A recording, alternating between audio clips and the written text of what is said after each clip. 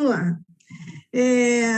Eu quero dar boa noite a todos e quero agradecer a presença de todas as pessoas que vieram hoje aqui virtualmente, nesse momento, nos prestigiar num momento tão especial para a gente, que é a comemoração dos 25 anos de existência do IFEM. Tá?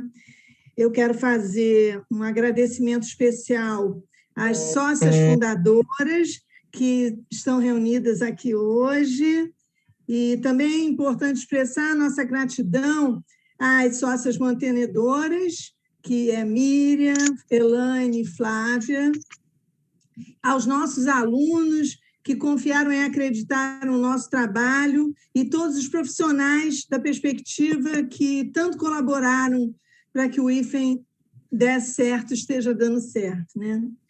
Bom, e em especial eu quero fazer um agradecimento de quase todas, né? Acredito que ela foi a maioria de nós, a professora Ana Maria Feijó, pela sua dedicação, pelo seu empenho aos estudos e ao seu trabalho pioneiro, que é a base de todo do nosso pensamento nessa perspectiva, e que tem sido fundamental para o nosso aprofundamento e o aprimoramento, principalmente das práticas clínicas em psicologia na perspectiva fenomenológica existencial, que é viva, né? E é viva porque o IFEM é resistência. A obra do IFEM é fruto da inquietude da Ana, da garra, da determinação e, principalmente, pelo seu compromisso com todas as empreitadas que ela assume. E estamos lançando hoje o selo comemorativo dos 25 anos pelos 25 anos do IFEM, que vai nos acompanhar durante todo o ano de 2021. E é uma forma da gente marcar e agradecer pela presença da Ana aqui conosco no IFEM. Contamos com você, Ana. Agora... Respira! A gente conta com você. Agora, como sócia benemérita do IFEM, e que você se mantenha junto com a gente, perto, sempre nos dando apoio e ajuda, né, que é fundamental para que a gente dê continuidade a essa obra de resistência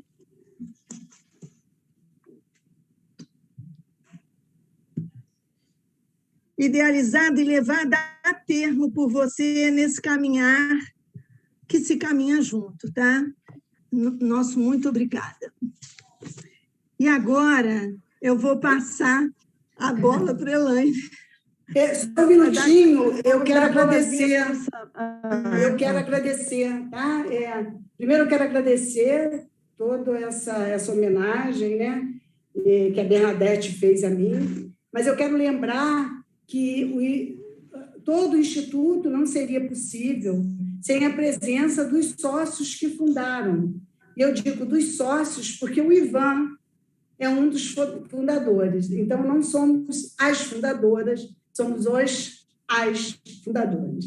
Então, Ivan, muito obrigada por todo o teu empenho. Eu jamais vou esquecer que foi o Ivan que cuidou de toda a parte burocrática, que todas nós tínhamos assim, uma certa, digamos assim, moleza para fazer. Então, está aqui o Ivan Samel. Obrigada, Ivan. Espero que todos tenham visto. Ele é um sócio fundador do IFEM e de grande importância. Também quero agradecer a Edith, minha amiga, assim, desde o tempo da faculdade. Como ela disse, nós nos conhecemos, eu tinha 17 anos, e nós tivemos uma convivência muito próxima, né, Edith? Como, Edith teve neném, eu passava meus cadernos para ela. Lembra? E como? Aqueles cadernos eram um tesouro que todo mundo queria. E só eu ganhava. E só você ganhava. E nos encontramos nesse momento, e encontramos em outros momentos que foram tristes na minha vida, mas que encontrá-la também foi um alento. E depois nos encontramos com esse grande projeto de construir esse instituto, e com uma ajuda extremamente importante da Edith, não só pela força que ela deu para o Instituto, mas por todo o afeto que eu sei que ela nutria, principalmente por mim, né? Por todas, mas a Celeste, isso aí, eu sei disso, Edith, muito obrigada. Também temos a Celeste, né? A Celeste que nos ajudou muito com algo que também era outro ponto nevrálgico, que era o financeiro, e a Celeste levava a termo, o que muitas vezes nos irritava, de tamanha a seriedade dela. Obrigada, Celeste, por todo o teu empenho, todo o teu trabalho, que é muito chato, né? Mas que nos ajudou muito. A Marinete, que também está aqui, né?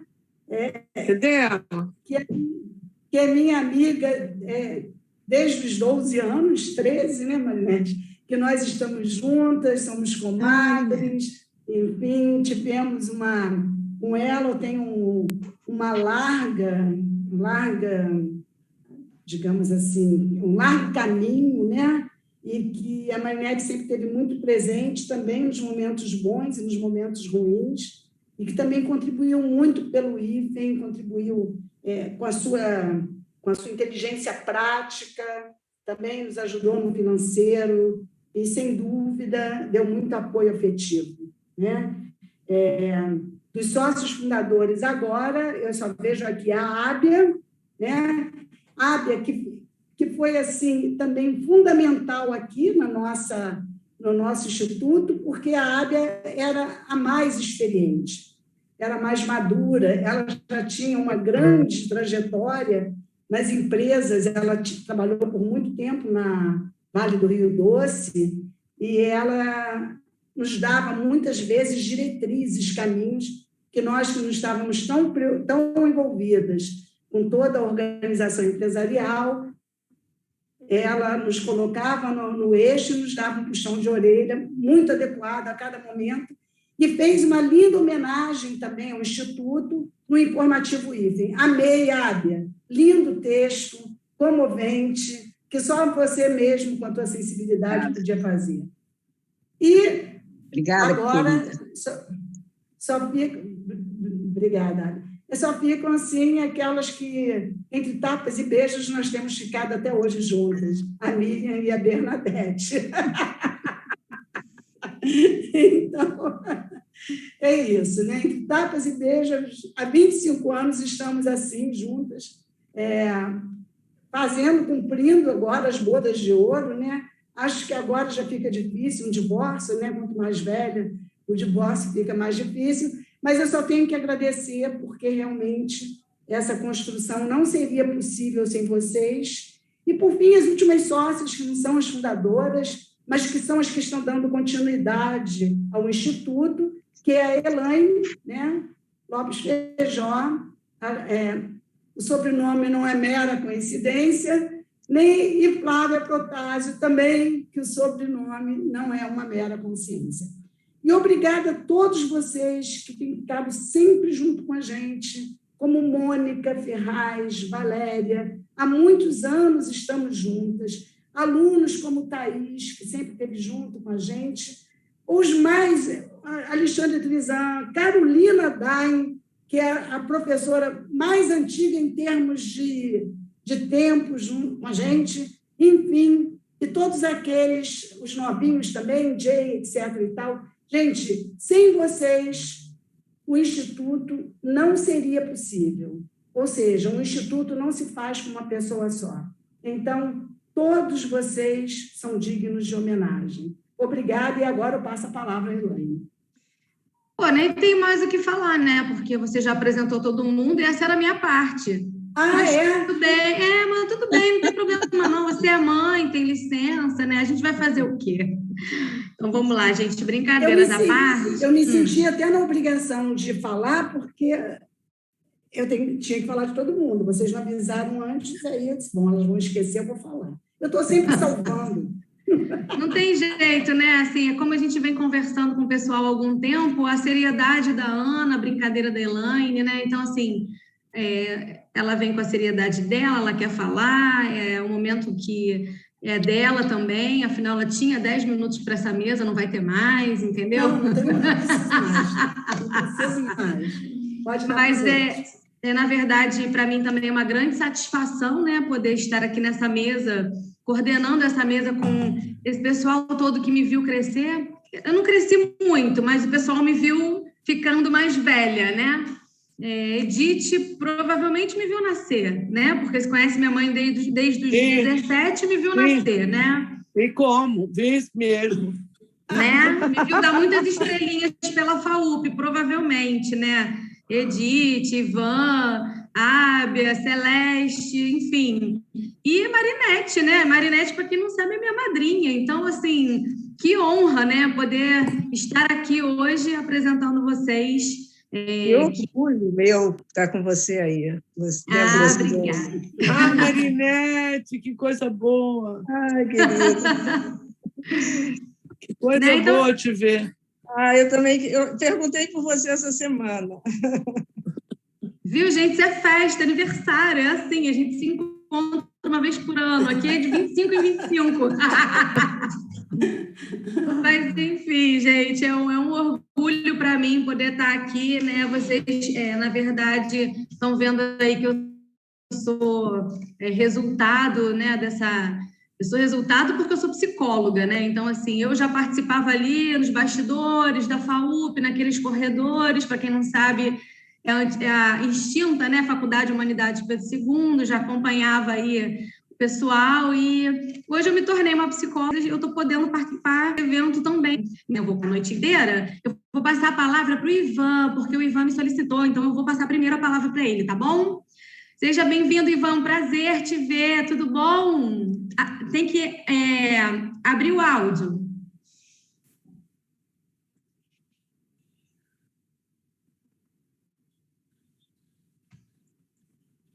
Coisas da tecnologia, a gente sabe que é assim mesmo. A gente tem todo o tempo do mundo.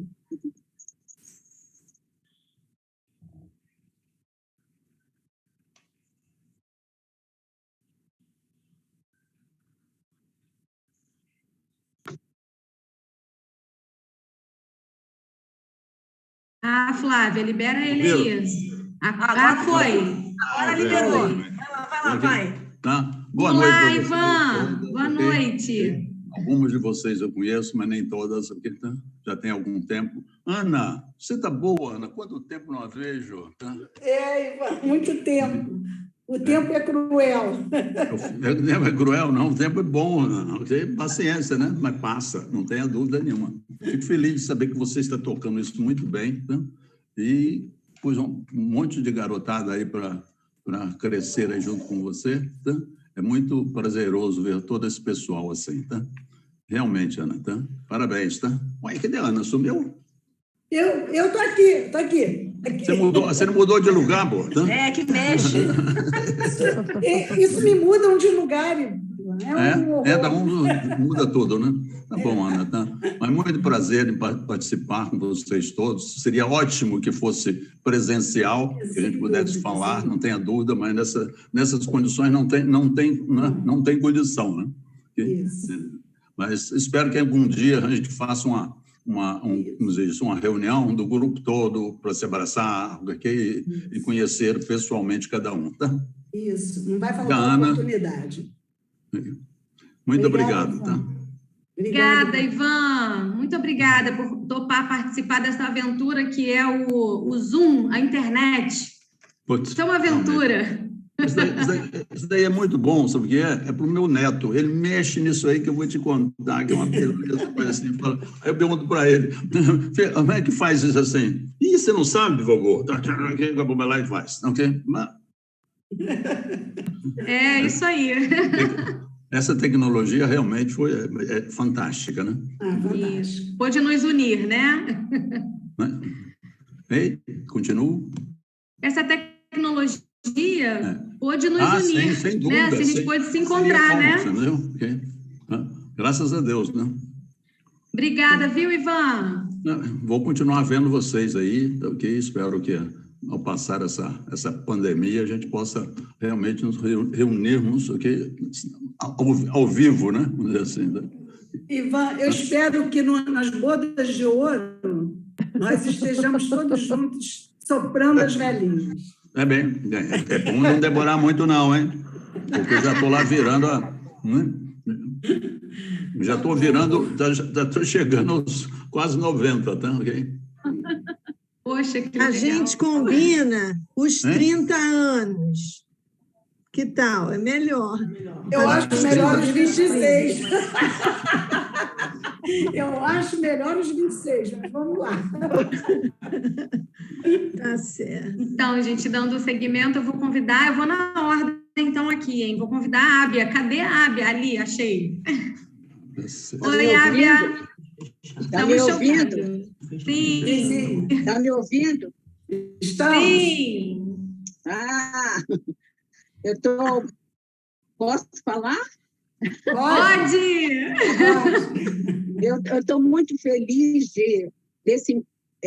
foi um verdadeiro encontro. E essa informalidade do grupo para se comunicar, isso é muito, muito bonito. Eu estou repassando a minha vida através daqueles momentos passados, né? E agradeço o convite, né? Que as organizadoras fizeram nesse belo encontro.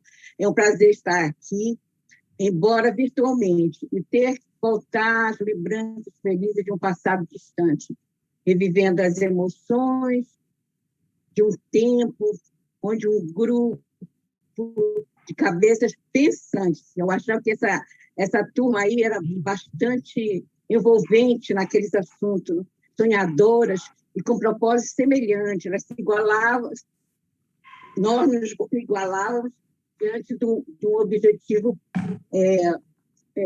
para todas, né? O objetivo. Lembro da Bernadette, que foi minha pupila, né? Com aquele jeitão, aquele batom forte, aquela irreverência. Lembro das umbilicais amigas, Celeste e Edith, né? Eram muito unidas, eu achava muito bonito a maneira do Ivan também trazer as novidades com muita capacidade, como trazer uma novidade, né? E essa troca de experiência foi muito boa para a gente, essa aprendizagem, umas técnicas novas para o aprimoramento que nós tínhamos necessário para atender essa nossa missão, que era o objetivo de cumprir o melhor possível, né? Dentro desse espaço que nos movia na época. Sinto-me feliz por essa oportunidade de rever amigos que participaram da criação do IFEM.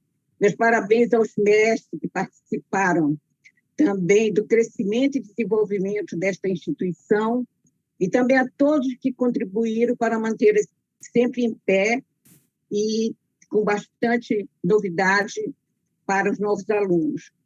Uma longa jornada e diferentes experiências oportunizou este grupo registrarem nas páginas da vida diferentes histórias, ricos conteúdos, né? E que um dia espero revele em um novo reencontro pessoalmente, porque o abraço real ficou na saudade, né? E a gente fica sempre esperando que isso possa retornar, não, mas com uma maior experiência, com maior vivência, né? A essa longa jornada e diferentes experiências que nós tivemos, que a vida nos conduziu, e oportunizou esse grupo a novas experiências, né? Quer dizer, com atendimento para cumprir o compromisso numa renovação permanente de estudo para enfrentamento de problemas encontrados dentro de um tempo difícil, né? Hoje, esses jovens com esses propósitos novos, baseados no exercício desta profissão, o momento exige deles para cumprir um compromisso, uma renovação permanente de estudo para enfrentamento dos problemas encontrados dentro de um tempo muito difícil, né? Hoje, o amor, a solidariedade, o conhecimento e as experiências se tornam cada vez mais requeridos por este estranho mundo de perdas e danos, que nos fazemos mais responsáveis por escolhas, em assumir e colocar à disposição do outro a nossa condição humana para ajudar a recuperação desses necessitados. É um momento de consciência geral, né, no mundo inteiro, mas que a gente tem esperança que o homem ele pode sanar com o seu conhecimento, com o seu apoio, com a sua solidariedade, esses momentos e sonhar e realizar sonhos maravilhosos e apresentar verdades e vitórias. Estamos prosseguindo com liberdade de pensamento e estamos... eu estou um pouco ansiosa. A emoção está tomando conta de mim. Entre encontros e desencontros, a vida é possível sonhar. Realizamos esse sonho de onde vier esse sonho. Apresentamos verdades e vitórias. Estamos prosseguindo com liberdade de pensar, sentir e atuar com sabedoria em qualquer lugar. Isso é um presente que nós recebemos de Deus, da vida, dos amigos e de todo o conhecimento transmitido nessa troca constante das experiências. E é isso que eu tinha de dizer para vocês. Eu estou muito feliz e essa parte desse encontro, para mim, foi muito importante, porque, na realidade, o tempo pode até voar, passar, mas ele sempre vai encontrar num canto, num lugar, esse novo encontro, essa nova vida que nós temos que participar e compartilhar. Obrigada a todas e fico muito feliz em revê-las. Um beijo grande para todos. Obrigada, Ábia. Obrigada, Ábia. É um prazer ter você com a gente também. Com a Ábia, a gente já até encontrou um pouquinho mais, né, Ábia? A gente, de vez em quando, se esbarra por aí, né? Verdade. Tá, e agora, então, vou passar a palavra para Celeste. Celeste, sempre elegante. Né, Celeste? Essa é a memória que eu tenho da Celeste, sempre elegante. Quero agradecer É verdade. Desse trabalho, desse encontro hoje, esse encontro tão agradável, né? E aproveito também para parabenizar a toda a equipe que está conseguindo manter o IFEM com todo esse sucesso, né?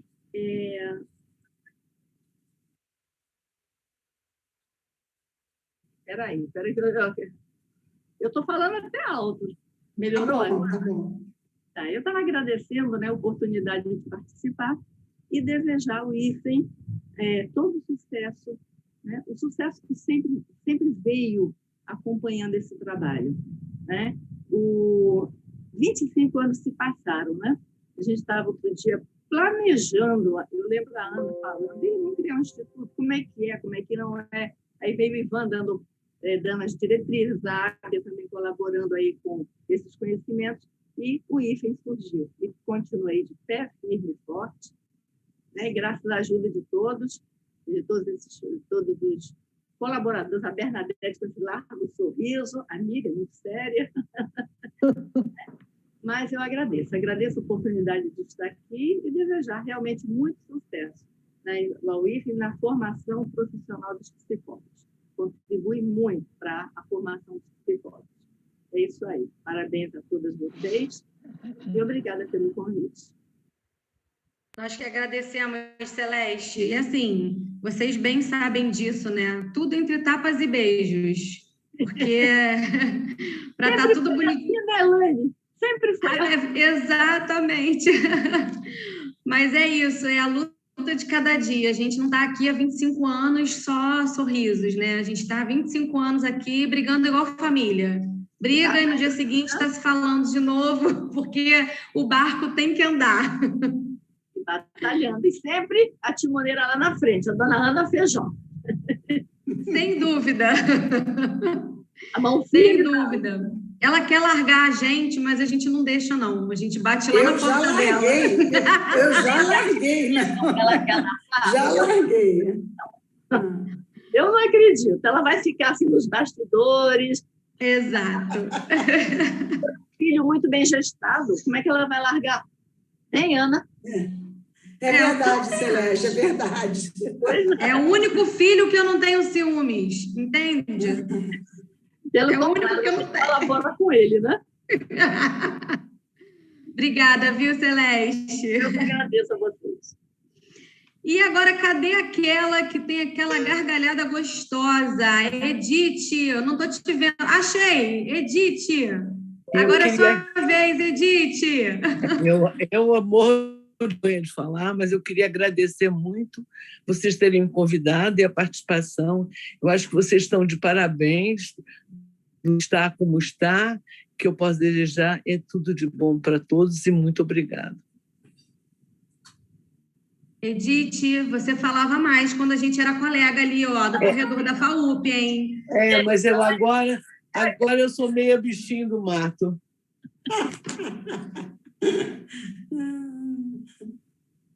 Não gostei disso não, hein? Depois a gente vai conversar, hein, Edith? Edith dava umas gargalhadas gostosas. Olha a minha memória, viu? Memória afetiva. Tá legal. Bernadette também já falou, né? Então agora eu vou chamar aquela que é mais conhecida, pelo menos no âmbito pessoal, como minha madrinha, Marinette. Oi, eu também não sou muito de falar, né? Vocês sabem disso, mas eu quero parabenizar o IFEM. O IFEM, eu sinto muito orgulho, principalmente porque pessoas que eu gosto tanto, que eu amo tanto, estão à frente, fizeram essa coisa bonita que é o IFEM, né?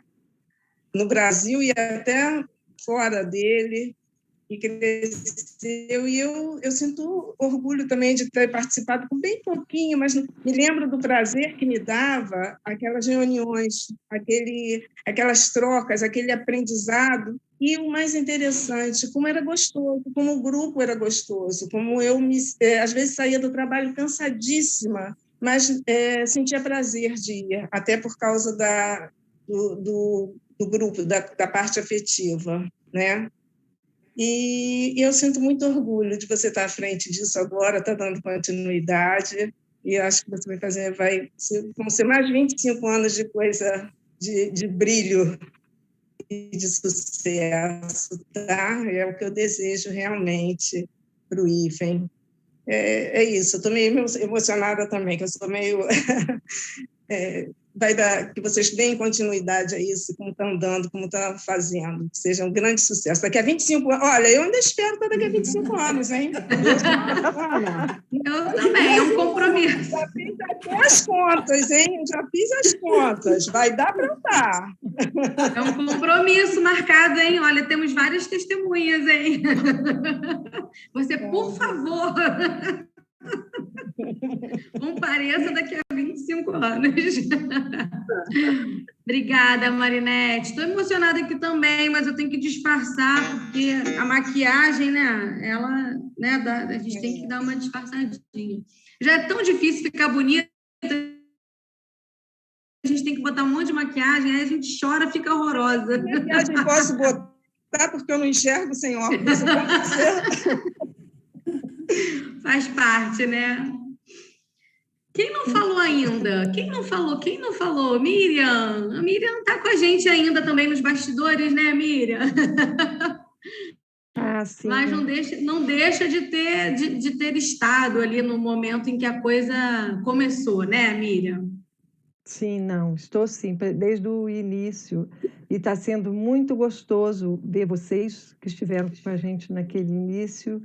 e lembrar essas histórias, voltar, né? Nem é só lembrar, voltar um pouco no tempo nessas reuniões que nós tínhamos. Eu cheguei a Ana, não cheguei ao IFEM, cheguei a Ana, que foi a... Meus filhos eram pequenos, eu estava voltando à vida profissional e queria estudar, e cheguei, graças a Deus, graças à vida, ao lugar certo, porque encontrei alguém tão faminto de estudar, de ensinar, de participar das coisas que aprendia, e para mim foi uma bênção ter encontrado isso. A segunda pessoa que eu conheci foi Bernadette, porque eu não comecei com grupos de estudos, eu comecei fazendo supervisão, eu estava retomando assim a vida, e a Bernadette era minha parceira, e foi assim que eu comecei esse grupo, e me envolvi, me apaixonei, porque é apaixonante, até já escrevi sobre isso, o entusiasmo da Ana é contagiante, e eu estava faminta por ter alguém que guiasse, e me emociona também. E foi muito legal, porque foram grupos, muito estudo. O que não faltava, aliás, o que não faltava e não falta até hoje é coisa para estudar, coisa para ler, coisa para complementar, ressalto para fazer. Naquele tempo a gente não escrevia, né, Ana? Hoje a gente escreve, naquele tempo a gente estudava, e muito. O propósito o propósito de estarmos juntos fazendo esses estudos, e era um grupo entusiasmado, seguia a Ana nas pesquisas dela, e seguia também uma coisa que para mim era incrível, que era colocar em questão o próprio fundamento da psicologia. Eram muitas perguntas e muitas respostas incompletas que a Ana não suporta. Então, íamos todos atrás das respostas àquelas perguntas, e mais e mais. Para quem gosta, como eu, de estudar e gosta de se envolver com os estudos, foi muito bom. E a gente, além de estudar, fazia um grupo coeso. Eu me lembro do Ivan trazendo um método que ele trouxe. Enneagrama. Isso, ele foi não sei para que país aí, trouxe o Enneagrama, e a gente experimentava aquelas coisas. Então, ele treinou a gente. Lembra disso, Ivan? Treinou a gente naquela coisa, a gente aprendeu a fazer Enneagrama. A Bernadette estudava psicodrama, a gente estudava psicodrama, estudava grupo. Estávamos querendo encontrar um norte, né? E encontramos o projeto, não sei se vocês sabem, mas o projeto do IFEM foi de constituição do grupo, de constituir um grupo que pudesse vir a formar o IFEM, era cumprir uma tarefa, né, Ana Maria? Que era cumprir a tarefa de traduzir um livro. E cada um tinha que ter Não lembram disso? Eu me lembro. Do Exato. É uma tradução interna, a gente até depois tentou publicar, mas fiz contato até com o IALO e tudo, mas não deu certo, não rolou com a representação deles aqui. Depois a gente abandonou também esse projeto, foi lá no início. Mas, enfim, estávamos todos envolvidos no trabalho e traduzimos esse livro, discutíamos o que a gente lia, discutíamos o que a gente traduzia. Isso mostrou que a gente podia continuar fazendo um grupo, e fizemos o grupo, essa parte formal. Foi bom a Ana ter lembrado, que eu nem lembrava do Ivan com a documentação. Naquela época, acho que eu não me atentava tanto a essas coisas, eu não me lembrava desses detalhes, não. Mas foi assim que o grupo se formou, e aos pouquinhos ele foi criando outras caras, né? Algumas pessoas foram fazendo outros projetos, criando outras coisas, e ficamos nós, Edith, a Celeste ficou com a gente ainda mais um tempo, Marinette está sempre presente, né? A Ábia sempre, Bernadette dá sempre notícias da Ábia, e a gente tem notícias aqui ou lá de todo mundo. Enfim, foi eu fiquei muito feliz. Era um sonho também meu, não era um sonho, quer dizer, foi um encontro de sonhos ter encontrado esse grupo, que a vida tenha dado essa oportunidade e de trabalhar juntos, de amizade mesmo.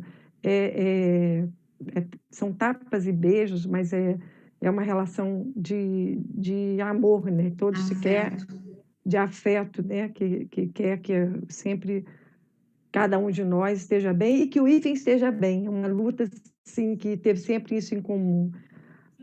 Que o IFEM esteja junto, o IFEM esteja bem, porque a mensagem que o IFEM tem a trazer, esses estudos, essas inovações que a Ana está sempre desafiando e a gente trabalhando. Outra coisa que a gente fez no começo foi estudar Kierkegaard, por exemplo, que eu me apaixonei por aquelas leituras e fui me dedicar, depois fui continuar estudando tudo isso, sempre a Ana dando apoio. É uma caminhada, são 25 anos, e como eu fui uma que comecei e permaneci até há pouco tempo, e agora permaneço nos bastidores, e tenho que dizer que é uma alegria poder continuar nos bastidores, que eu tenho minha filha para uma surpresa, outro presente que a vida deu. Em algum momento resolve fazer psicologia e resolve ficar perto de mim, que também fazendo psicologia, que foi uma outra graça, né? Uma graça da vida. E ela assumiu esse trabalho, e as meninas hoje Bernadette, Elaine e Flávia, estão aí nessa labuta de manter o Instituto e eu nos bastidores, e, enfim, junto com a Ana também, nos bastidores, acreditando, né? Sempre acreditando que esse barco vai continuar. Obrigada, gente, por todos virem. Fala, desculpe, Helena. Ainda bem que ela escolheu a mesma perspectiva, né? Já pensou se ela vai para outra? Podia ter ido, é verdade. Tudo isso é uma graça mesmo, enfim, que ela está se encontrando aí. Agradeço, então, por vocês terem vindo, vocês fundadores, pela grata alegria de estar rememorando esse momento. E acho que eu já falei demais, né, no meu tempo. Obrigada, boa noite. Assim, até em função desse evento, né? Obrigada, Miriam. Eu nem agradeço, é tão familiar que eu nem agradeço. Mas aí eu tenho que voltar e agradecer, Miriam, senão minha mãe briga comigo. Eu não te eduquei assim. Mas em função do nosso... Obrigada, Miriam. Obrigada, agora é sério. Obrigada por aguentar a gente também, né? Porque a gente se aguenta, né? A gente se gosta e a gente se aguenta, né? Então, obrigada aí por aguentar a gente também. E em função do nosso evento, né? Do evento de hoje e de amanhã, segue amanhã, a gente fez um informativo IFEM, né? Que eu divulguei já nas redes aí, que estará disponível. Ó, mãe, falando direitinho, hein? Estará disponível no site para quem quiser ver também. E nesse informativo a gente tem algumas matérias, né? Que também vão passar por aqui hoje, amanhã, né? Algumas temáticas que vão passar por aqui hoje, amanhã. E quando a Bernadette foi procurando as fotos, né? Desses 25 anos, Flávia um bebê, pequenininha em algumas fotos, eu uma garota ainda, né, meus 16 anos, enfim. Bernadette, realmente, esse batom vermelho acompanha a Bernadette há muitos anos. Eu tenho que concordar que a gente deu uma melhorada também ao longo dos anos. E que a gente melhorou, Ana Maria. E uma engordada também. Mas engordar não significa nada frente a isso. Vamos lá, né, Ana? Faz parte. E aí eu minha mãe veio aqui em casa, que eu me mudei há pouco tempo, eu estou morando pertinho dela, e eu fiz questão de pegar um monte de fotos, e a gente encontrou também, assim, fotos maravilhosas desses 25 anos, né? Marinete, umas fotos ótimas também da gente lá em Arraial do Cabo, curtindo aquele paraíso. Uhum. Que delícia. Depois me manda, tá? Tá eu bom. Sinto toda saudade dessa época. Quer dizer, foi gostoso, né, de ver essa busca, né, assim, procurando as fotos, Foi gostoso de ver, assim, foi um reencontro com pessoas das antigas, e a gente até pensando assim, caramba, onde está essa pessoa, né? Assim, que a gente já não vê há tanto tempo, mas foi exatamente isso. Fomos tomadas pelo afeto, né, desses momentos, desses 25 anos no IFE, né? Olhando, caramba, que a gente novinha, olha, magrinha. De fato, a gente falou isso, né? Magrinha, não teve como, porque duas pessoas no IFE mudaram um pouquinho, né? Assim, de uns anos para cá, assim. Não vou dizer quem é, não, mas, enfim, vocês dão uma chutada aí depois. Foi muito gostoso e a gente colocou no informativo também algumas dessas fotos, né? Então, vocês vão poder participar um pouquinho desses 25 anos por fotos, né? Pelas nossas memórias fotográficas. Disse a música, né? Tempo, tempo, tempo, tempo. Estamos aqui relembrando histórias. Vamos lá, então? Vamos começar, Ana? Vamos lá. Então, agora 1 minuto atrasado. Que isso, gente. Seu relógio está diferente do meu. Quem nunca disse isso para a mãe? Meu relógio está diferente do seu. Então, boa noite a todos, né? E a mim foi incumbido fazer essa palestra de comemoração dos 25 anos do IFE. E eu decidi... Vocês estão me ouvindo? Eu estou. Eu decidi trazer um tema, assim, um tema que hoje é muito discutido em psicologia. Existe uma tendência... Ana, espera só um pouquinho. Pessoal, vamos precisar fechar o fone. Marinete, Celeste, Ábia, fechar o microfone. Você consegue fechar aí, Flávia? Não é você não, Flávia, está com eco.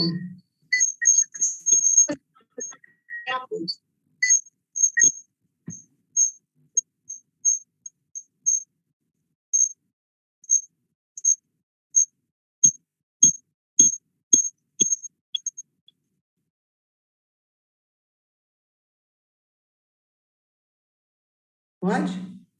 Foi, agora foi, vai lá.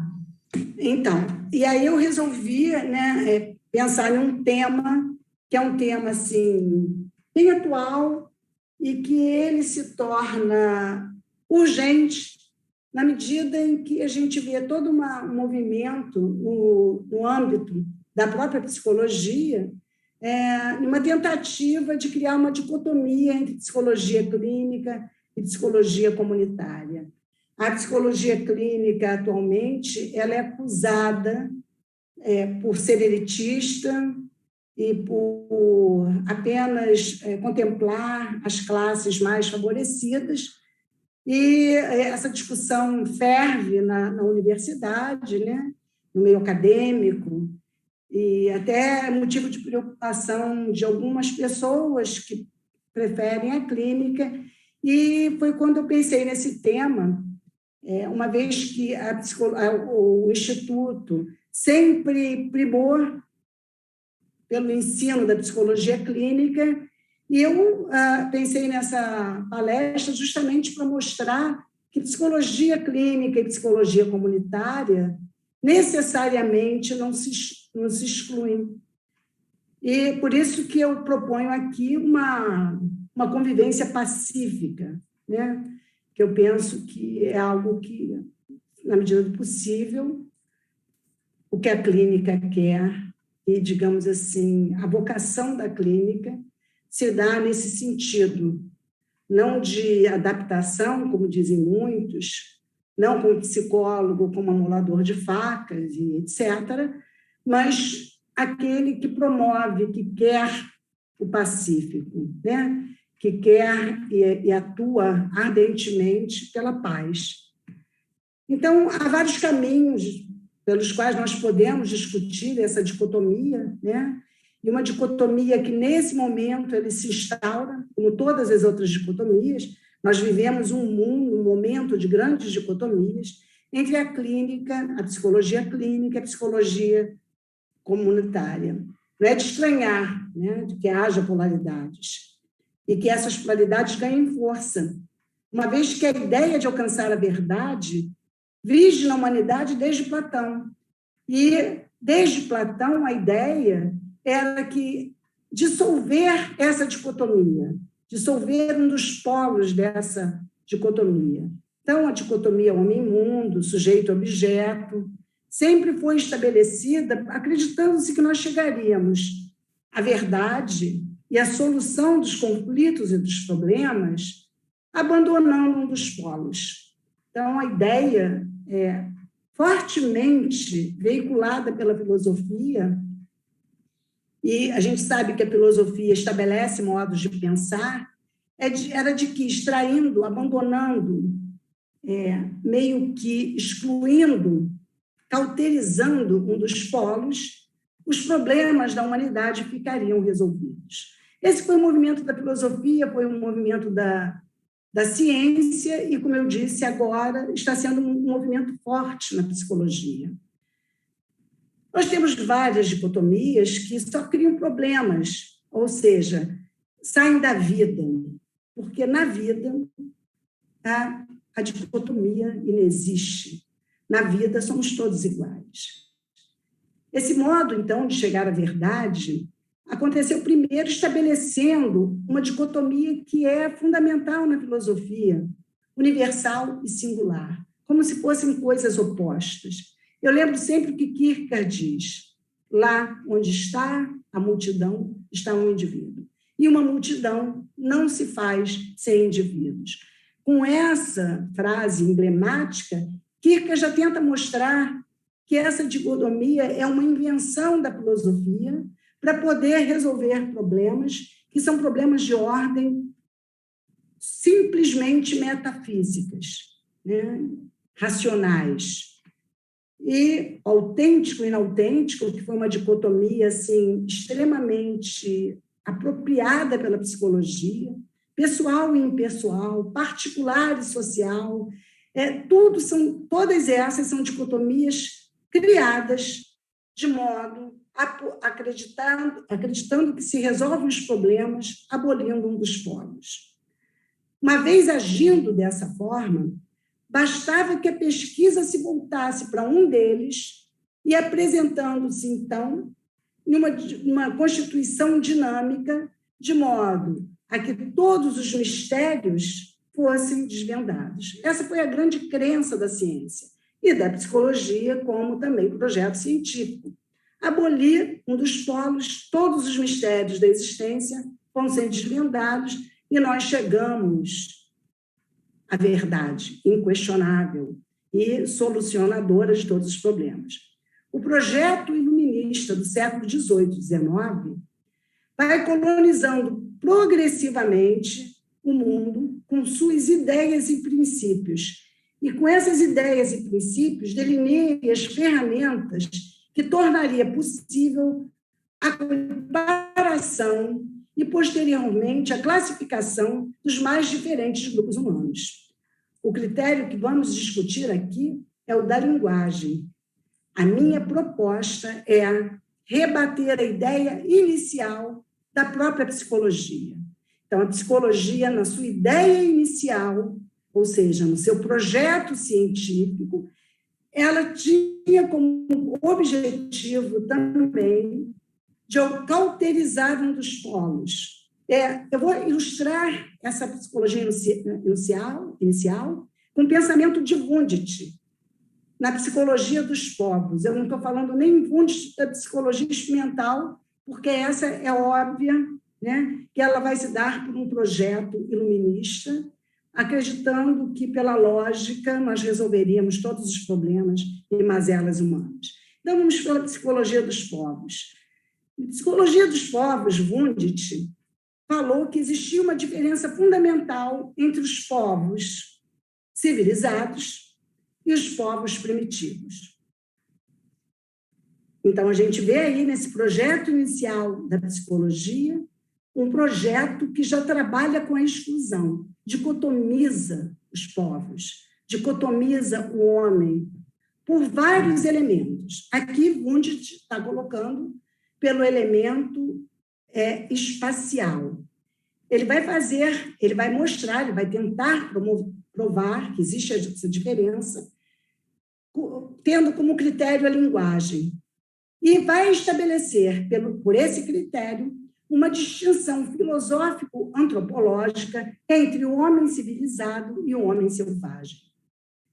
O povo mais forte, que é o civilizado, erradicou a mais importante criação mental do mais fraco, a sua linguagem. A linguagem mais frágil e menos desenvolvida sucumbiu à mais forte e desenvolvida. Com relação à linguagem dos gestos, Wundt diz que se tratam de formas de comunicação que não derivam de elaborações mentais conscientes. Olha aí o projeto iluminista, né? A evolução da linguagem é resultado do desenvolvimento de outras funções psíquicas e a passagem dos movimentos emocionais e impulsivos a ações voluntárias. O que Wundt está fazendo? Wundt está comparando a linguagem do povo alemão com a linguagem do povo de uma determinada região da África. E quando ele vai fazendo essa comparação, ele diz que a linguagem do povo africano é uma linguagem que tem um desenvolvimento primitivo. Por isso, pelo fato dessa linguagem ser primitiva e oriunda de um pensamento também primitivo, eles têm funções psíquicas menos desenvolvidas, tá? E a passagem de movimentos emocionais impulsivos para ações voluntárias, diferente do povo alemão, que se dava ao contrário. Eu costumo brincar dizendo assim, bom, isso foi porque foram os alemães que fizeram essa pesquisa. Se fosse essa tribo indígena, eles iam falar o contrário, né? Porque quem faz a pesquisa vai tomar a sua linguagem como critério. Agora, o que importa isso, né, é que podemos ver a psicologia em seu desenrolar histórico, imprimindo o desejo de ser o outro, ou seja, imprimindo o desejo de que os povos africanos, e eu vou dizer até nós, americanos, de ser o outro que não é primitivo, o outro que é civilizado, o outro que é desenvolvido. E com isso, o que nós fazemos, e a própria psicologia compartilhou, foi desperdiçar vidas humanas, oprimindo e sendo cúmplice do colonialismo, tornando invisíveis saberes e práticas potentes, críticas e criativas. Cabe ressaltar que a psicologia se encontra em meio a um movimento histórico, filosófico, político e social que engendram mudanças que repercutem diretamente no modo de pensar de profissionais das áreas que se convencionou chamar de humanas. Os estudiosos que se dedicam à classificação das ciências, na tentativa de não deixar fora dessa classificação os estudos sobre o humano, dividiram as ciências em naturais e humanas. Com isso, impuseram às ciências humanas os mesmos critérios de cientificidade das ciências naturais. Sobre esse tema, Laville e Dione esclarecem que as ciências humanas nascem com o objetivo de compreender e intervir na ordem social, da mesma forma que as ciências naturais tentavam intervir na natureza. Bom, a ideia que eu estou tentando passar é de como sempre há um escalonamento de um pensamento que é superior ou de um povo que é superior para um povo que é inferior. E o que eu estou dizendo para vocês é que a psicologia também compartilhou desse projeto, que foi um projeto que teve como consequências a exclusão, a divisão, a fragilização de um modo de pensar sobre o outro, não só com relação ao espaço, mas com relação ao idioma, com relação às ciências naturais e às ciências humanas, em que nós, nos nossos devidos lugares, ou seja, nós psicólogos, também vivemos esse processo de exclusão. O advento do individualismo, que ganha força e relevância na modernidade, sem dúvida posiciona o modo como as diferentes disciplinas científicas irão estabelecer seu modelo de ação modificadora do comportamento dos sujeitos. Sujeitos, como eu já disse, em oposição ao mundo, entendidos como um ser singular, livre, autônomo, dotado de uma interioridade que lhe garante uma identidade única. Esse sujeito, por todas essas características, passa a ser o único responsável pelo seu destino. Afinal, é dono de sua vontade e acredita que basta querer para poder conquistar tudo o que desejar. É nessa atmosfera de individualização, com um modelo a ser seguido, que a ação clínica ganha espaço, já que atua com fins à adaptação, adequação, ajustamento e normalidade. O mesmo movimento em prol da adaptação dos indivíduos não se faz notar apenas na clínica, mas também nos primórdios da psicologia social. No Brasil, desde a regulamentação da profissão de psicólogo, em 1961, a psicologia, em uma perspectiva individualista, ganha relevo. Nos códigos de ética, desde 1975, a ênfase recaía na psicologia clínica. Apenas em 2005, aparecem questões referentes à atuação dos psicólogos em diversos contextos sociais. Em 1974, surge a psicologia comunitária, que no início denomina-se psicologia social e prática clínica. Isso nas palavras de Bonfim. Em 1980, inaugurou-se a Associação Brasileira de Psicologia Social. Ambas surgem com o intuito de promover a saúde, com atuações junto às comunidades, em uma enfática crítica aos modelos ortopédicos que se instauraram lá em cima, logo quando a gente compara o povo europeu ao povo africano. Em síntese, no auge da psicologia clínica, o polo comunitário foi abandonado. Na medida em que a psicologia comunitária ganha relevo, o polo clínico começa a perder espaço. O indivíduo perde espaço. A questão que nasce nessa discussão é como pensar uma proposta de convivência pacífica entre a psicologia clínica e a psicologia comunitária, que eu tentei mostrar para vocês. Na tentativa de conciliação das práticas comunitária e clínicas, vamos ao encontro de uma concepção heideggeriana do ser com. Heidegger, em uma crítica às perspectivas dualistas, propõe o ser com como mais originário, ou seja, o elemento unificador daquelas dicotomias, daqueles binômios, ser com, ser e mundo. Apostamos em uma construção de práticas ético-políticas na necessidade urgente de se estabelecer uma união entre clínica e comunidade. A clínica, então, se estabelecerá como um processo sociopolítico de injunção dos assujeitados, resistência à massificação e derrocada do poder do impessoal no gerenciamento da vida. Podemos acompanhar tal discussão por meio da história da psicologia, que, na sua origem, mostra um interesse restrito às particularidades do indivíduo.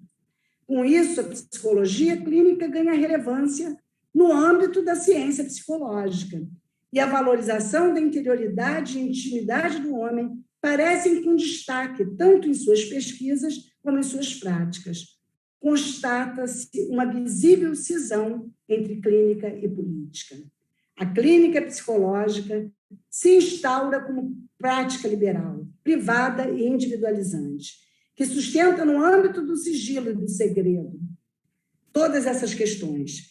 Esses são imperiosos, sigilo e segredo, pois resguardam o indivíduo do perigo do olhar público. É nessa dinâmica que cresce a psicologia clínica como espaço de acolhimento para esse indivíduo solipsista. A tarefa do psicólogo clínico, que tem sua gênese nas práticas higienistas, herdadas do modelo médico, se mantém na mesma dinâmica deste modelo: observar, compreender, intervir, remediar, tratar e curar. Esse clínico atua em uma prática liberal, privada e individualizante, em bases que sustentam a cisão entre clínica e comunidade. Obviamente, a psicologia, como eu já disse para vocês, norte-americana, não fugiu dessa situação, ou seja, mantiveram essa estratégia política de manutenção do status quo. A psicologia, então, clínica tradicional, bem como a psicologia social norte-americana, desenvolvem tecnologias disciplinares, em que a ligação entre o saber e o poder tornam-se verdadeiros sistemas normatizadores e, ao mesmo tempo, vigilantes de um modo de ser saudável. Os sistemas normativos, junto ao poder de assujeitamento veiculado com a mídia, tornam-se mecanismos sutis que, pretendendo defender a liberdade do homem, exercem com presteza a disciplina, o controle e a vigilância dos modos de ser. Tudo isso sob o pretexto de suposta neutralidade, pela via da experimentação, com aparência de preocupação com o social, elas acabam mantendo-se afinadas, no final das contas, ao individualismo, seja social, seja a psicologia social, seja a psicologia clínica. Sabemos que a descoberta do sujeito solipsista é o berço do nascimento da valorização do indivíduo, e que foi a condição básica para o aparecimento da psicologia como projeto científico. No entanto, sabemos também que essa lógica não se sustentou. E não se sustentou porque as suas consequências foram desastrosas. Com isso, abriu-se um espaço de necessidade para que a psicologia se voltasse para o social.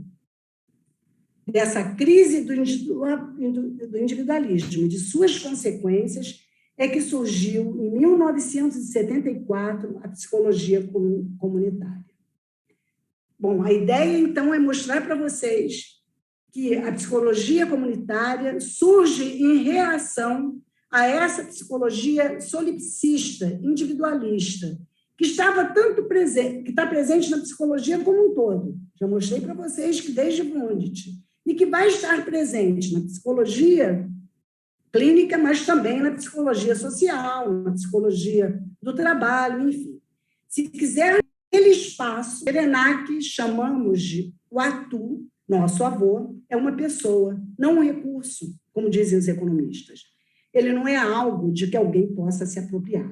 Então, a gente vê aí, né, em Krenak, um indígena brasileiro, né, ele defendendo mais do que a dicotomia homem, a dicotomia homem ao extremo máximo, né? O que, então, é a psicologia comunitária? E quais são os elementos que a compõem? Inácio Martim Baró, considerado por muitos como um dos maiores autores da perspectiva popular em psicologia, nos dá um caminho sólido para iniciarmos os nossos estudos sob uma perspectiva comunitária em psicologia. Caminho esse que consiste em uma difícil travessia, uma vez que em nossos estudos acadêmicos recebemos uma grande influência de um pensamento importado dos países nórdicos. Ele quer que possamos apropriar-nos de um pensamento que possa se desenvolver a partir de nossas raízes. Segundo Gonçalves, chamar Martim Baró a diálogo é contar com, cito Gonçalves, sua contribuição se coloca como caminho para a construção de horizontes de práticas genuinamente comprometidas com as pautas e questões populares, já que sempre preconizou a produção de uma psicologia a partir do povo e da sua realidade.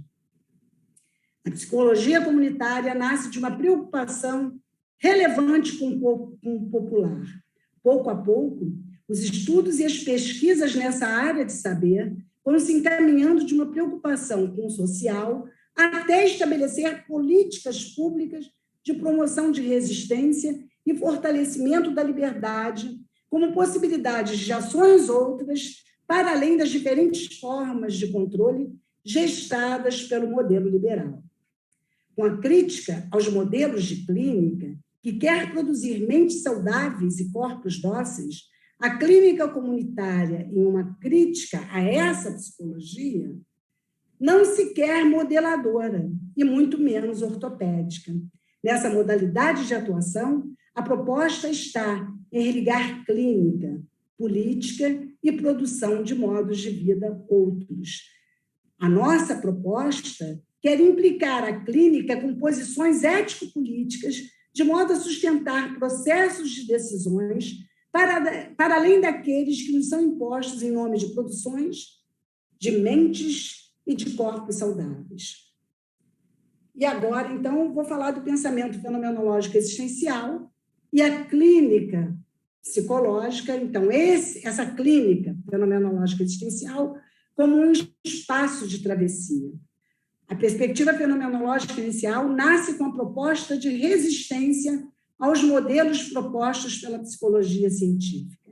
Então, toda essa psicologia iluminista, que se guia pela razão, que se guia pela lógica, que se guia pela ideia de um pensamento que é mais evoluído, de uma linguagem racional que é mais evoluída, é algo que a psicologia fenomenológica existencial sempre combateu.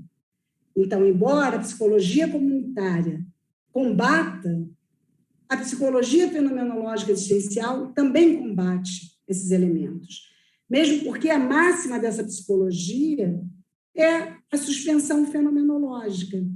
No mínimo, nós temos que recuar frente a essas determinações para poder pensar outras noções.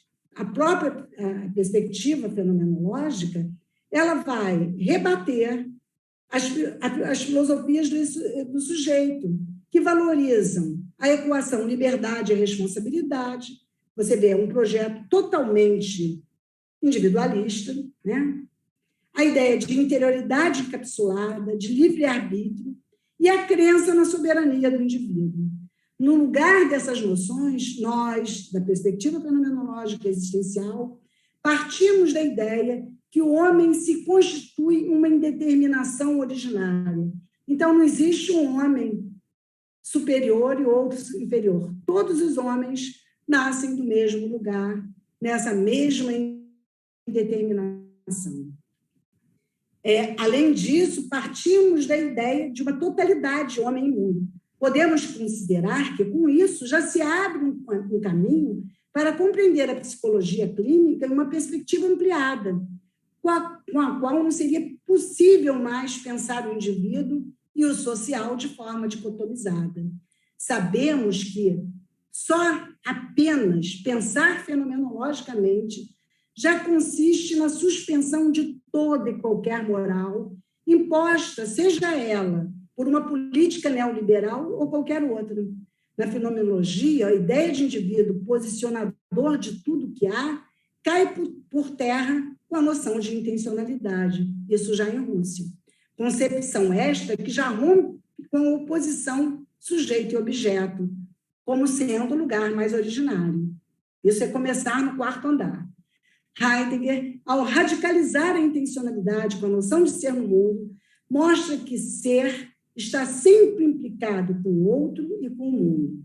Mundo entendido como modos de articular sentidos, que na nossa época estão totalmente vinculados à proposta de total automatização do homem, tornando-o pobre em pensamento, e ainda um joguete das determinações que o mobilizam. Ocorre que o homem moderno, deslumbrado com a promessa de felicidade, bem-estar e conforto, sob o domínio da técnica, esqueceu-se totalmente de outros modos de escuta à vida, ou seja, o social. O homem moderno, enfeitiçado pela crença na potência da ciência, no sentido de poder desvendar todos os mistérios, precisou representar e mensurar de modo a torná-los instrumentos para seu controle. Aliás, medida e controle tornaram-se algo familiar, ou seja, não resguardam nenhum mistério. Ao refletir sobre o tema, vimos que se faz necessário ampliar a discussão ou fazer a travessia de uma clínica psicológica que, embora já tome o homem nessa abertura originária, precisa ainda dialogar com posições ético-políticas até então deixadas em segundo plano. Para buscar os elementos que sustentam uma perspectiva fenomenológica existencial, retomemos as noções de ethos e polis, tal como compreendidas pelos gregos clássicos. Essas noções dizem respeito a um espaço de convivência em comum, como o espaço mais originário do qual nasce a polis. Com isso, queremos resgatar a ideia de Eros como lugar daquele que ama, cuida a alteridade. Trata-se do amor ao comunitário. E, por fim, amizade em grego é charis, que pode ser entendido como estar junto ao outro, relação, ou seja, que pode nos levar a entender que a vida do homem é uma vida habitante. E ainda como esclarece Heidegger, na tragédia Aias, Sófocles diz o seguinte sobre a caris, e eu vou ler para vocês: a benevolência é o que sempre faz apelo à benevolência. É nessa atmosfera que sustenta a possibilidade de travessia é que vamos, pouco a pouco, nos afastando do âmbito privativo e individualista da clínica psicológica, de modo a poder abarcar na própria clínica o espaço de reflexões ético-políticas que dão lugar ao âmbito do comunitário. No entanto, se quisermos nos apropriar de um modo de pensar mais originário, precisamos continuar o caminho iniciado por Russell, Heidegger, dentre outros. Precisamos ainda retroceder ao mais originário, aquilo que diga respeito ao mundo latino-americano, e ainda mais um pouco ao que nos tem a dizer os homens mais originários dessas terras. Por isso, chamarei a diálogo Ailton Krenak, líder indígena, que, em sua crítica à humanidade, ressalta que o que nos destrói é a ideia que sustentamos, que o homem é superior a todas as coisas. Ele nos alerta que despersonalizar a natureza, e ao fazer isso, a transformamos em recursos. Então, pensamos que estamos subjugando, dessa forma, tudo com que articulamos uma vida em comunidade, inclusive a alteridade. A nossa proposta de conciliação, então, se justifica pelas características intrínsecas às formas de atuação, quais sejam o retorno ao mais originário, resistência. Trata-se de uma atuação em psicologia que ocorre no sentido de que o homem ganhe mais liberdade frente às determinações epocais. E trata-se também da tendência à expansão de uma tarefa clínica para além dos limites de um consultório. O retorno ao mais originário, para a construção de uma psicologia comunitária, segundo Martim Baró, se daria primeiramente por um movimento de recuperação da memória histórica dos povos. Na perspectiva fenomenológica existencial, ao pretendermos ir ao mais originário, buscamos os mais originários nos gregos arcaicos. Esses gregos, por não estarem tomados pelas determinações epistemológicas e científicas dos modernos, pensavam as coisas nos seus sentidos mais originários, antes de algo como que foi inventado pelo moderno, chamado consciência. Esse sempre foi o caminho que as psicologias fenomenológicas existenciais perseguiram. Por isso, defendemos que precisamos pensar em uma psicologia prescindindo de construtos tais como consciência, psiquismo, self, eu, etc. Todos esses construtos são a retomada do sujeito que posiciona o mundo, do sujeito que, com sua vontade, é o soberano e determina todas as coisas. Inspirados em Heidegger, na tentativa de alcançar o mais originário, na qual ele denomina uma estrutura ser no mundo, é que nós vamos seguir o nosso caminho. Vamos para um espaço onde não se admite mais a separação entre homem e mundo. Embora Heidegger, no seu último momento, chegue à conclusão que apenas a poesia alcança esse entre, essa travessia, esse entre o céu e a terra, o homem e os deuses. Em uma retomada do pensamento não dicotômico e ainda em um retorno à origem, lançamos mão de uma perspectiva clínica com bases fenomenológicas e existenciais, dialogando com os escritores e poetas brasileiros. Guimarães Rosa, Clarice Lispector, Manuel de Barros, Manuel Bandeira, Rubem Alves, dentre outros, que nos mostram a existência em suas expressões frente às realidades em que se encontram e que são as nossas realidades. Ainda, com relação a ganhar liberdade, Martim Baró propõe que conquistemos o orgulho de sermos latinos-americanos, reconhecendo o valor e o mérito do nosso povo. Por esse caminho, deixaremos de pedir a benção àqueles que até então tomamos como superiores e civilizados. Na perspectiva fenomenológica existencial, na tentativa de ganhar liberdade frente àquilo que Heidegger denomina a era da técnica, trabalhamos no sentido de que o homem possa resistir às demandas do produtivismo, consumismo, enfim, de tudo aquilo que, no final das contas, toma a vida como um recurso a ser explorado.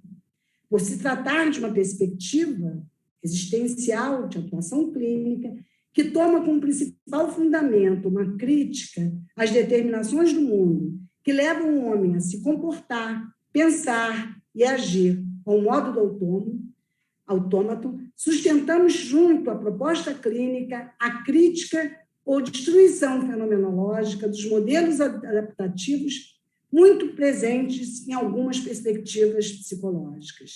E ainda, deslocando-nos dos modelos que pensam o homem e a natureza como um recurso que só vale a pena enquanto produz energia a ser estocada. Martim Baró defende uma psicologia popular em que o papel do psicólogo seja a conscientização da necessidade de transformação das dimensões sociais e materiais, sempre atenta à necessidade das classes populares. A perspectiva fenomenológica existencial defende uma atuação clínica que se repensa e reinventa, muito para além dos consultórios particulares, ampliando-se para uma saúde coletiva e se dedicando a responder às novas demandas da sociedade, em uma proposta de ação de promoção à saúde, que visa a prevenção e a pós-venção em seus núcleos de atendimento, que contribuem para a efetivação de uma clínica como um acontecimento em espaços múltiplos. Trata-se de uma clínica também produto de uma demanda coletiva, capaz de resistir a mecanismos de captura e disciplinarização da vida. Segundo Moreira e Neves, eu vou ler para vocês, dizem elas, por fim, para além da cisão entre clínica e política, presente no modelo tradicional, defendemos uma definição de clínica social como uma prática ética e política que escuta aos sujeitos, comprometida com a promoção de saúde e engajada na realidade social brasileira. É preciso, no entanto, para que a psicologia clínica não incorra na tentação de uma conjunção entre o indivíduo e o social, que se mantenha na disjunção, ou seja, um discurso que não condiz à prática efetiva, como nos alerta a Guerra. Vou citar para vocês. A história da psicologia nos evidencia uma tradição de trabalho associada ao controle, à higienização e à diferenciação, desde os primórdios de seu nascimento, e associaram as práticas sociais e políticas na manutenção do status quo. Com isso, não estamos demonizando a clínica psicológica em caráter individual. Ela tem o seu lugar e a sua necessidade, como, por exemplo, nesse momento em que atravessamos um período de pandemia e que tantas pessoas procuraram uma escuta diferenciada. No entanto, essa prática exige cuidado para não recairmos em um individualismo extremado, que responde e corresponde ao modelo neoliberal, reproduzindo a lógica do capital. Por isso, por esse caminho, a prática clínica se mostrará totalmente descomprometida com o contexto social. A ressalva que fazemos aqui é sobre a necessidade de que a psicologia clínica se reinvente, construindo-se uma perspectiva crítica e, consequentemente, engajada com o social. A proposta de conciliação entre essas duas modalidades de práticas clínicas, que aposta na clínica como uma prática ético-política, consiste em uma conjugação entre o individual e o social, com a atenção focada no coletivo e a sustentação da alteridade. Com isso, a nossa proposta não é cisão, não é disjunção, mas é uma conjunção disjuntiva, tal como defendem Moreira e Neves. Dessa forma, leio o que eles dizem, desta forma, o contexto social passou a adentrar os consultórios de forma a convocar os psicólogos a saírem dele, ou seja, para responder às novas formas de subjetivação e de adoecimento psíquico, o psicólogo deveria compreender a realidade local. A psicologia tradicional, entre aspas, é obrigada, entre aspas, a se redesenhar, tornando-se mais crítica e engajada socialmente. Martim Baró, em direção oposta a Wundt, defende que cabe ao psicólogo considerar não só o texto, mas o seu contexto, para então realizar uma análise da situação de seu povo. Ele destaca a importância de que a psicologia, em seu projeto ético-político, possa se aliar concretamente às lutas por transformação social. Penso, no entanto, que nenhuma prática dirigida ao comunitário seja possível apenas com demanda ético-políticas, no sentido de estabelecer normas e instituir uma nova moral. Ou então, o amor como imperativo categórico, como posicionado por Kant em uma moral totalmente pautada na razão. E nem mesmo o amor cristão como um amor misericordioso. Defendemos aqui o amor tal como pensado fenomenologicamente, ou seja, na sua gênese mais originária, o amor como paixão, afeto, sem norma e sem preferência. Pensamos em uma mudança radical em que a pretensão se dirija a transformações no modo de lida com aqueles que são excluídos. Apenas, e ela só ocorrerá sustentada por aquilo que Binswanger denominou de amor comunitário, que, segundo esse estudioso, é o que realmente promove a cura. Ou então o amor, tal como abordado em Kierkegaard, em As Obras do Amor, não é um amor ao primeiro ou segundo eu. Essa forma de amor diz respeito ao amor narcísico, ou ao eros, como defendido pelos gregos. Trata-se de cultivar e fazer crescer um amor pelo coletivo, tal como nos diz o filósofo, que se mostra pelos seus frutos. Podemos ver esse amor quando lemos o informativo do CEE da Fiocruz, do informativo da Fiocruz, né? Ele diz assim, a matéria intitulada Um Mundo Sem Patentes, aí entre parênteses, ou com patentes, para curar o Covid-19. E ele diz assim, que discussões travadas na cúpula de Paris sobre o Covid-19 e na África, nas quais foram discutidas a necessidade de suspender temporariamente as patentes de vacinas para assim permitir que o continente africano tenha acesso aos imunizantes. Segundo Bermudes, que é da Fiocruz, e defende que temos que inaugurar um mundo sem patentes, ele diz que esse tema passou distante dos encontros realizados pela União Europeia e pela reunião do G20 na semana passada. Falta, né, nessas reuniões, o amor comunitário. Eles só estão preocupados com o amor a si mesmo e o povo africano vai morrer por falta de vacinas. E tanto a União Europeia e a reunião do G20, na semana passada, não discutiram o tema, não se preocuparam. Esse é o amor ao primeiro eu, e não ao segundo eu, ao segundo tu. Para exemplificar o modo como aquilo que diz respeito ao individual também diz respeito ao amor comunitário, Trarei um exemplo de como na vida isso acontece. Trata-se da história de Kanka-Wamba, que se tornou pública por meio do livro de memórias The Boy Who Wandered the Wind, de William Kanka-Wamba e Brian Miller, e se transformou em filme em 2019, com o título em português, O Menino que Descobriu o Vento. Esse menino, que tinha como característica principal o ver, viu que o movimento da roda da bicicleta, pela ação dos pedais, acendia a luz do dínamo, e assim constatou que seria possível produzir energia. Isso aos 13 anos de idade. Aos 14 anos, ele fez um moinho de vento, utilizando-se de uma bicicleta quebrada, uma pá de ventilador, um amortecedor, tudo encontrado no lixão. Com isso, ele pode retirar seu povo da fome e da miséria. Ele nos mostrou que precisamos resgatar a responsabilidade social, corporativa e o desenvolvimento sustentável. Com 24 anos, William foi para os Estados Unidos, cursou engenharia ambiental. Em uma entrevista à revista do Colégio de Dartmouth, ele disse: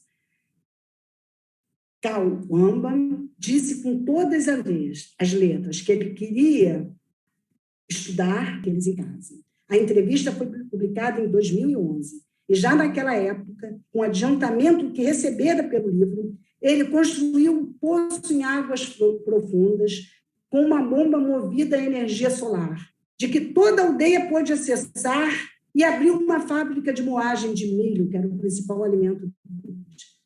Ele criou uma associação com fins lucrativos, com a qual conseguiu patrocinar um time de futebol para a sua aldeia, o que praticamente acabou com os problemas de jovens que já estavam entrando em vários vícios. A história de Kanka-Wamba é inspiradora sob diversos pontos de vista.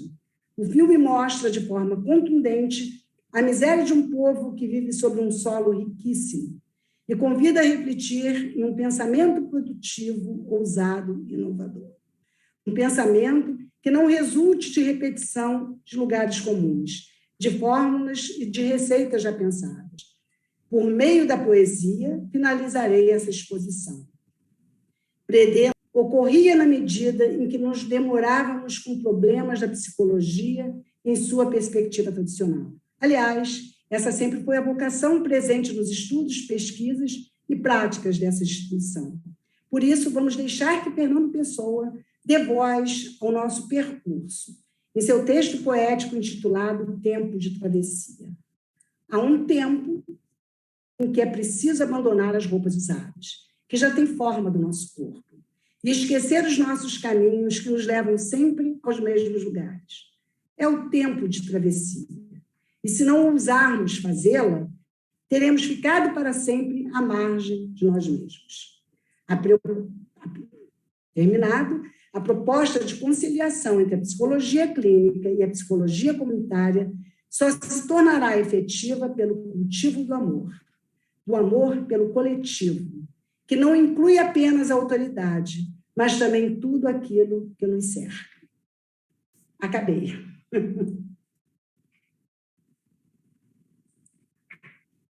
Como alguns já sabem, a gente bate palmas assim. Então, Ana Maria, lá pelo YouTube, a Ruth Escudeiro diz: Ana, excelente. Então, Rutinha está lá no YouTube. O Idenberg falou o seguinte: que reflexão a psicologia fenomenológica poderia nos proporcionar diante desse fenômeno de recrudescimento do autoritarismo em escala global?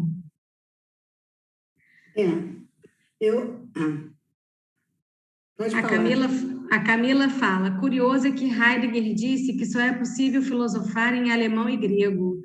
No entanto, ele não está querendo dizer que essas linguagens são superiores, mas sim que as demais linguagens carregam já as dicotomizações, acredito eu. Quer falar ou quer que eu leia tudo? Porque senão vou esquecer das perguntas. Acho melhor você falar. A primeira, eu podia ter desenvolvido aqui, até preparei para desenvolver, mas ainda fiquei com 10 minutinhos, mas achei que não daria tempo. Mas nesse próprio filme, o menino que descobriu o vento, eles estão passando de um sistema tribal para um sistema democrático da comunidade.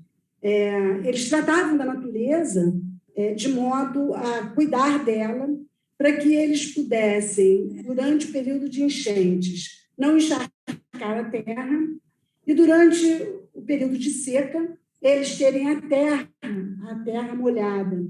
Eles faziam isso não cortando as árvores.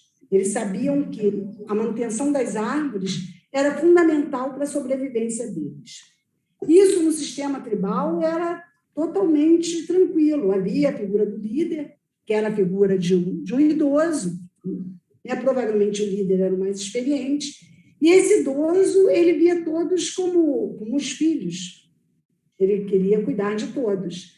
Quando eles entram num sistema democrático, ou seja, quando começa a eleição, acontece tudo o que nós já conhecemos.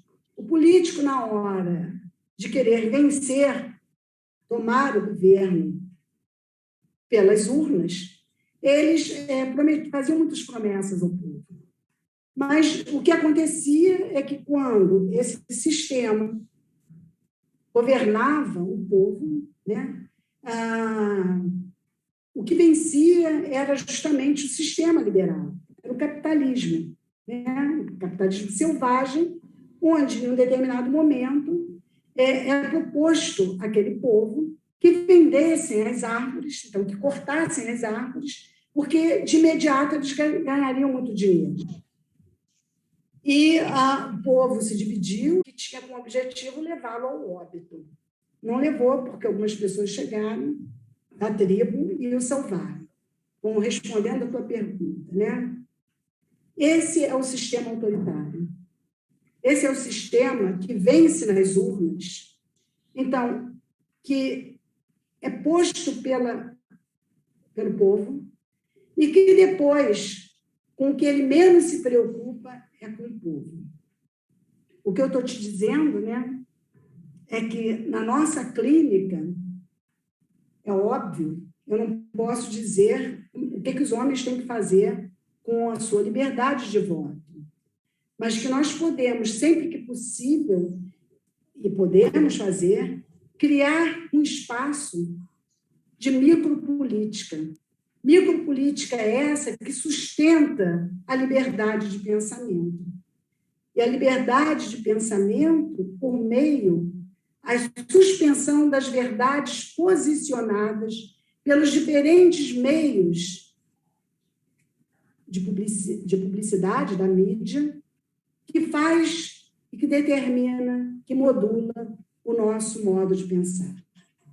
A clínica, então, uma perspectiva micropolítica, pode, de alguma forma, sustentar a possibilidade de que nós possamos, autoritário, mesmo que tenha tido uma promessa de democracia, ou seja, de governo pelo e para o povo. É isso que eu tenho para te responder. Depois, se eu não respondi, você me pergunta outra vez. A segunda pergunta, Elaine, que eu não me lembro. A segunda não é pergunta, não. Eu acho que ela está só colocando aqui. Curioso é que Heidegger disse que só é possível filosofia em alemão e grego. No entanto, ele não está querendo dizer que essas linguagens são superiores. Está dizendo ali, é que o grego, para ele é o grego, nem o alemão, que é uma linguagem, digamos assim, mais primitiva, nas palavras de Wundt, mais originária. E, inclusive, eles não têm só a voz passiva e a voz ativa, eles têm a voz média, coisa que nós não temos, e que o meu modo de falar posiciona o meu modo de pensar. Era isso que Heidegger estava dizendo. Por isso é que ele diz que a língua grega é a mais originária, e Wundt até poderia dizer primitiva, e mostrando que na língua alemã não há a posição de sujeito e objeto tal como posicionado por nós. Uns é que levam letra maiúscula e não os nomes próprios, como nós fazemos. É isso aí, Ruth. É isso mesmo. Acaba trazendo sofrimento, acaba trazendo dificuldades nas relações interpessoais. Então, quando a pessoa nos procura, ela já está nessa tensão, nesse conflito.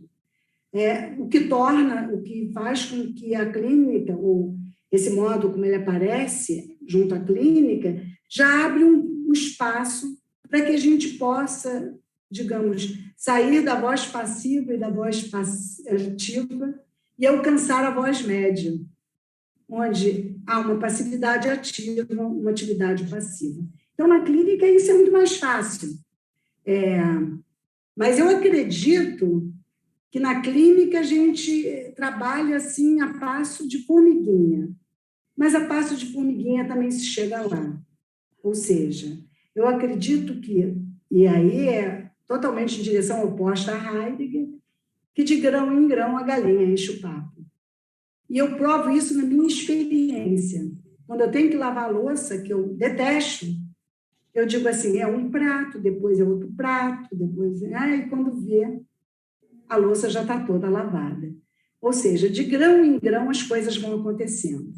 A grande questão é acreditar, é ter fé de que o acontecimento vai acontecer. E também temos aqui o Lucas. Como construir uma clínica fenomenológica existencial, ético-político, cuidando das subjetividades, sem cair num subjetivismo, psicologismo, e nem também numa, entre aspas, militância na clínica? Eu penso, Lucas, que foi isso que eu tentei mostrar aqui, né? A palestra seguiu sempre essa direção. Eu não vou cair no individualismo nem no subjetivismo se eu não acredito, se eu parto já de início da ideia de que não é o homem que posiciona o mundo e nem que a vontade é soberana. Então, acreditando que ou seja, esse acreditar que a vontade é soberana e acreditar em que eu sou um indivíduo encapsulado é justamente a doença do homem moderno, o desespero.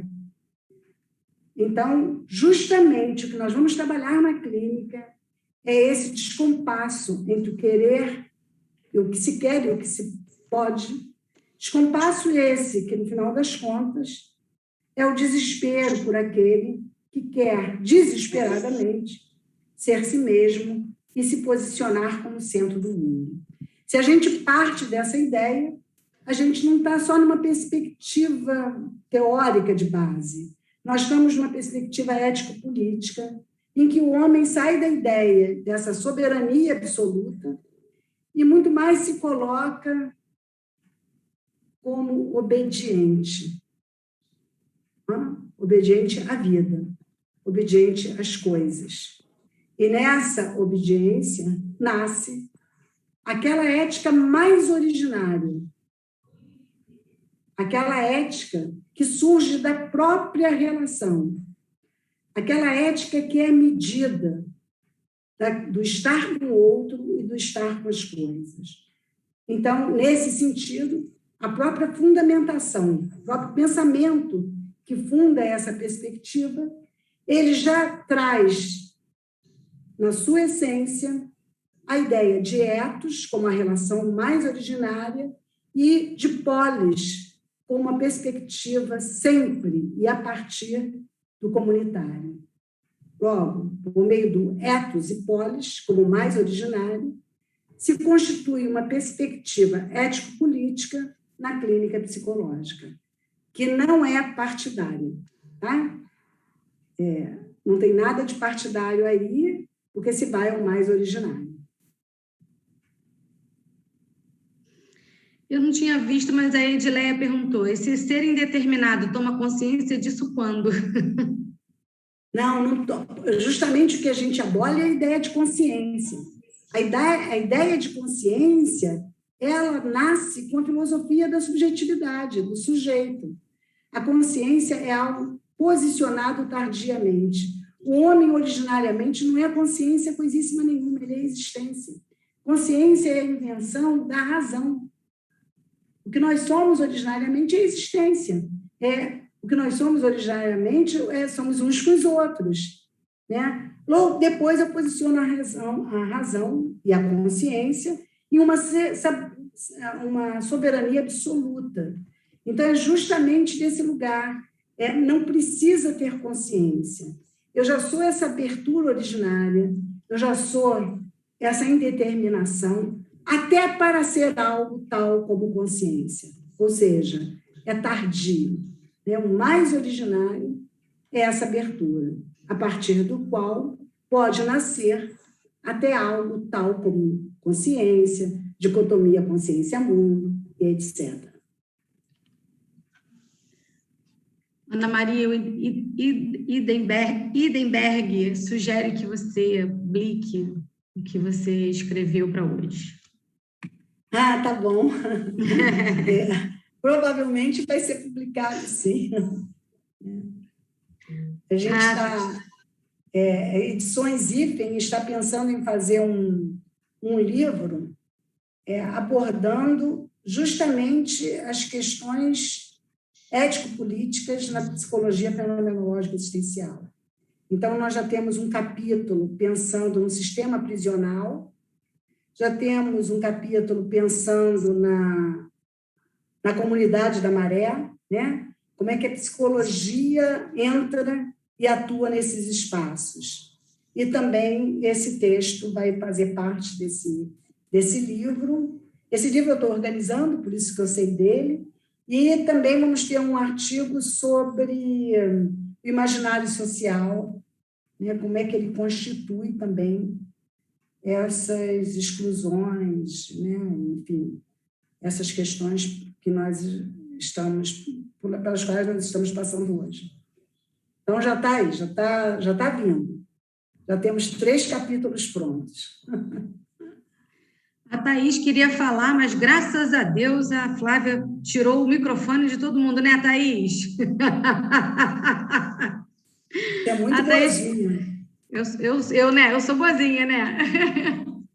Aí eu pedi para ela escreveu assim...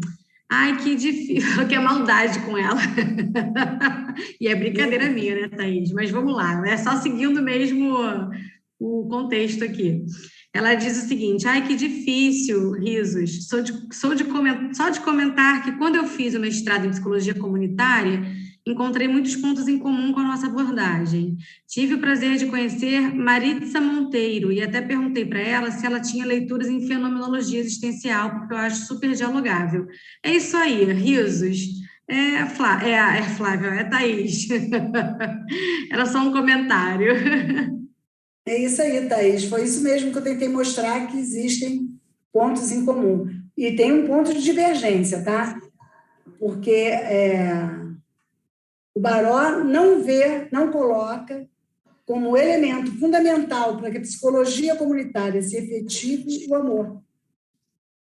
amor comunitário. Ele acredita que vai estabelecer isso por meio à razão. Então, ele ainda está no projeto, mesmo querendo sair, quando ele quer resolver pela razão e dando caminhos previamente posicionados, ele está ainda em uma perspectiva iluminista.